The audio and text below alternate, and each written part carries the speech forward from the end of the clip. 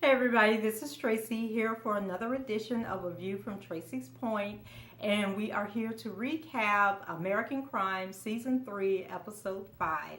So the show opens with Diego being interrogated by the assistant district attorney about the farm and the conditions of the workers and how they're housed and everything. And so he's upset that the investigator isn't there to talk about Isaac's death and who killed him. So he breaks down and reveals that people die all the time on the farm, and he also talks about the living conditions and how they are forced to house the workers off of the farm owner's property so that they aren't accountable when things happen. So the investigator asks about Teo and whether or not Isaac killed him in the river, and Diego lets her know that a lot of people have died in that river. So Shay is talking to two guys at the shelter about doing online, I don't know if they call it porn or not, but it's where you like in front of your computer and you're doing, sexual acts for people who are sort of like you're on Skype or format like Skype, and the person is telling you what to do to yourself to sexually stimulate them. And so they're letting her know that she can make extra money that way. And so they tell her that it's real simple, and if she comes aboard and do it, she can make a lot of money. And I thought it was interesting that even in the shelter that they have people, recruiters inside the shelter, that even though these kids are there trying to break free of that cycle of, being taken advantage of and used for sexual exploits, that they're still being approached and attacked and, just really crazy. And so before going to sleep, Shay is in bed and she's looking at the ultrasound of her baby. So the next day, Kamara and Shay go to the abortion clinic, and I didn't know where they were at, because when they pulled up, they actually had to go through like a security checkpoint. And then once the guy cleared them to go through, as they park the car and get out and start walking towards the clinic, people are out there protesting, with signs of like fetuses that have been, extracted from the body during botched abortions and just all kind of stuff. And they're yelling at her about, give her baby a chance and, to have the baby, don't kill the baby. Now, I have seen that take place, here in St. Petersburg at the different Planned Parenthood clinics, but I never see the situation where there need to be armed security guards to let people into the parking lot. And so once they get inside, there's all these posters and pamphlets all around the room that they're in that are basically encouraging the mothers, to not have the abortions, but to have the babies, and talking about the different alternatives that they are, as far as adoption and assistance that they can receive for the baby. So, Shay is looking around and she's taking all of this in. Then all of a sudden she jumps up and she runs out and she says that she doesn't want to have the abortion. So Kamara asks her, how is she going to care for the baby? But Shay responds like in a very negative way. And she says that, it's her right to have the baby, and Kamara needs to mind her own business. So Kamara, walks away, but then she stops and turns around and tells Shay, if she needs a ride back to the shelter, she'll take her back to the shelter. So then the scene moves over to Nicolas, and he is trying to make decisions about who to cut from his business, because remember, they have got to make like massive cuts in order to, turn their profit on the business over and to make money. And so the guy that's with him, who I never did figure out who this guy is, if he's like a relative, if he's the accountant, the person over HR, I don't know who he is. I don't think they ever like really say his name in the show. But he says that, Nicolas is sitting there with a list of employees, and he's trying to, cross out people, randomly, or, saying like, oh, I like this person, I want to keep them. But the guy is letting him know that they have to cut entire departments and shifts, so he can't be going by it line by line. And I thought, this was interesting, because when you have companies that have layoffs all the time, you always wonder, like, how do they determine who gets laid off? And so there's a lot of different methods, but I think in a situation where you have to like cut millions of dollars from your overhead, that you just pick names, and like the guy said, you pick departments. So Jeanette has decided to leave Carson, but before she goes, she cooks him enough pre-planned meals. I mean, like, she had cooked a whole bunch of meals, and she had all these little Rubbermaid containers, and she was marking them, like what was in the containers and everything. And I have a friend that actually does pre-planned meals for the week. So on Sundays she cooks all of her family's food for the week, and she puts it in little individualized containers measured by portions and everything, and then she labels them like what day of the week they're supposed to eat each thing. So that's what Jeanette did for Carson, and then she writes a note and tells him that she needs a break and she needs to get away, but he should be taken care of with all his food. So she goes and she checks into a hotel room, but she makes the mistake of using a credit card. So in her room, the phone rings, and it is Carson, and of course he's tracked her down because she used the credit card. So Carson is upset and says that he doesn't understand why she needs time away, and he begs her to come home, but Jeanette hangs up on him, and then he like calls back again, but she doesn't answer the phone. So Jeanette goes and she checks out the hotel, and she tries to rent a room somewhere else, and she has to complete like this extensive application that's asking about her employment history, her banking history. I thought it was a lot, just to rent a room somewhere. Or maybe it was like an apartment or an efficiency or something. And so the lady tells her, well, she's chatting with the lady who's at the rental office, and basically saying that she left her husband or whatever, and that she can pay cash, I believe she said. But the lady said that even if she paid cash, that she still had to give up her banking information. And so the lady is basically telling her, if it's a domestic violence situation, then maybe she can go to a shelter and it won't, be that hard. And then Jeanette, kind of explains more about the situation.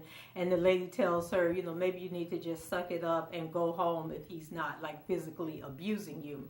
So next, Jeanette goes to see a lawyer, and he is trying to understand exactly what it is she wants. Like, does she want to be separated? Does she want a divorce? Like, what does she want to do? And then Jeanette, she's so prudish that she doesn't want to come out and say that she wants a divorce or that she wants a separation. And she's like, well, I just want money so I can live. And so the guy lets her know that it doesn't work that way, and that he can file a temporary separation for her.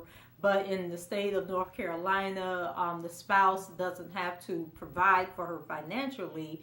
And then he lets her know that also in North Carolina, that you have to be legally separated from somebody for a year before you can even file for a divorce. And I was sitting there saying, Lord Jesus, don't ever let me move to North Carolina, because they have some of the craziest laws. I don't know if there's other states that have laws that are so crazy, like the whole abortion thing where you need the parents' consent and all of this stuff. So the guy basically tells Jeanette that he'll go ahead and file the paperwork and do whatever she needs contingent on her eventually getting spousal support. But he does let her know that even if she files for the spousal support during the separation, that it could take months before a judge actually rules in her favor, and that, he'll just do the work, contemplating that she is eventually going to get the spousal support from Carson. So Gabrielle is at the park with Nicky when she looks in her purse and realizes that her wallet and her passport are missing.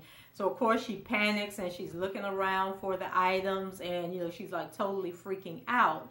So back at the house, her and Clair are talking, and she says that she found the items, that they had fallen out of her purse and were under the bench. But she keeps looking at Nicky while she's talking, so I'm not sure if Nicky had actually taken the wallet and the passport and she didn't want to get him in trouble or what's going on. So Clair is surprised to learn that Gabrielle carries her passport with her and insists that she allows her to put the passport in the safe. So then this like rung a bell in my ear, because I'm thinking, okay, if something goes down, then Gabrielle can't get in that safe to get that passport, then she's going to be in a lot of trouble.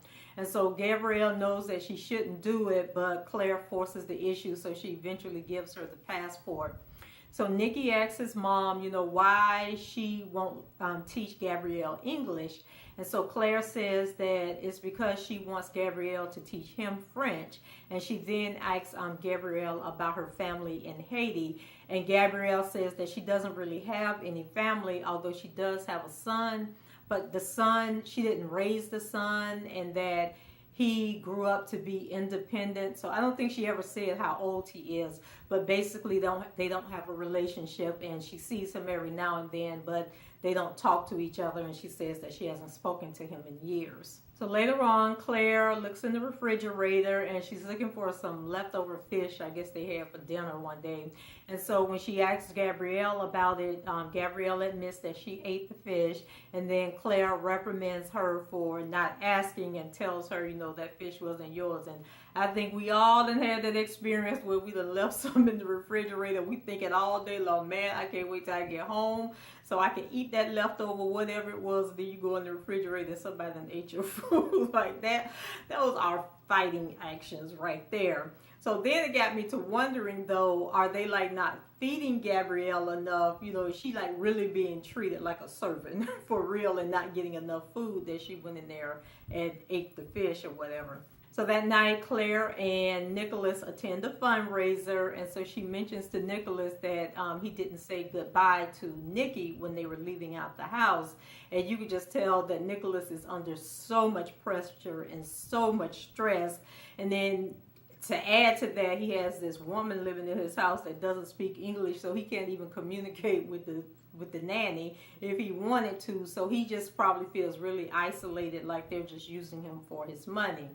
So at the event, Kamara is pitching her organization, and so Nicolas is like out. It was like a really big house where it was at, so there were like people on different parts of the property, and they had like bars set up. And so Nicolas is approached by someone named Brent Wells, and so Wells jokes that he remembers when slave labor was called having a job. So, of course, Kamara is talking about she was talking about, helping the kids who were in the sex trade, but I'm sure there was somebody else that was talking about the labor and different things. So he also says that when he divorced, he added 3 extra hours onto his day, because I think Nicolas had said something about his wife was in there socialized. So Wells is surprised to learn that Nicolas owns the furniture manufacturing company. And so Nicolas shares with him that he has to make significant cuts and all the woes, of being a business owner these days, and just how hard things are. And so the two exchange sob stories about their wives and kids, and Nicolas says that it is their burden, but they don't get a hashtag to talk about what they're going through. And so the guy basically was saying that he was divorced, but then the wife, I guess he has to pay her like a lot of alimony. And then he says the only time he hears from his daughter is when she's clicking online and calling him, telling him, he needs to order something. Or maybe she has the credit card and she just orders the stuff on her own. So Claire introduces herself to Kamara, and she asks questions about human trafficking.